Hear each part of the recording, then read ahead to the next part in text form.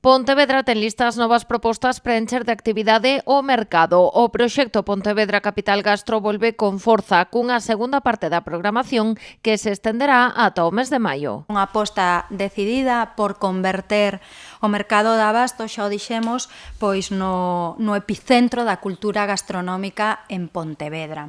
Son moitas actividades, un número considerable que van a facer que nos vindeiros meses o mercado sexa un punto de referencia obrigatoria. Unha das actividades é a aposta por poñer en marcha un festival de cinema gastronómico. Serán 12 sesións entre o 3 de febreiro e o 10 de maio e contará coa colaboración de restaurantes da cidade. Neste caso, este festival se vai a repartir ou vai a ter a seguinte estructura. Vamos a recibir a xente con unha pequena degustación vinculada ao filme para as 30 primeiras persoas que cheguen.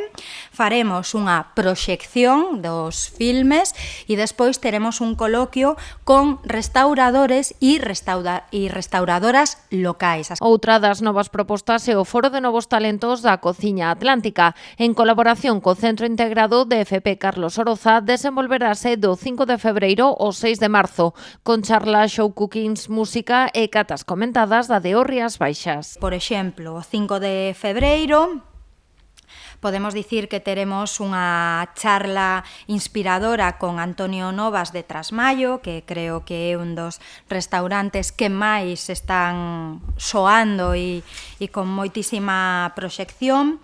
Teremos un concurso de novos chefs da Cociña Atlántica con produtos mariños que van a facer unha pequena demostración culinaria. A programación arranca mañá mesmo. Será da man dos mercados creativos que se desenvolverán tamén os días 14 e 28 de febreiro, 14 e 28 de marzo e 11 e 25 de abril.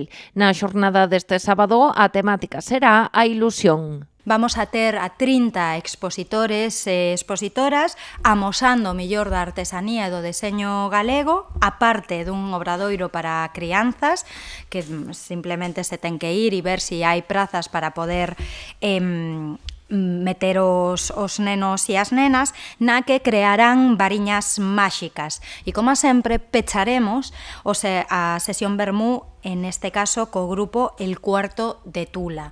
Ademais, o mercado de emprendemento incorporará novas iniciativas. Son Artesa Saudable, encabezado por Sonia Iglesias Cancela, especializada en panadería vegana e sen glute, e A Morena, de Cristina Rodríguez, dedicada a marmeladas vexetais artesás con baixo contido en azucre.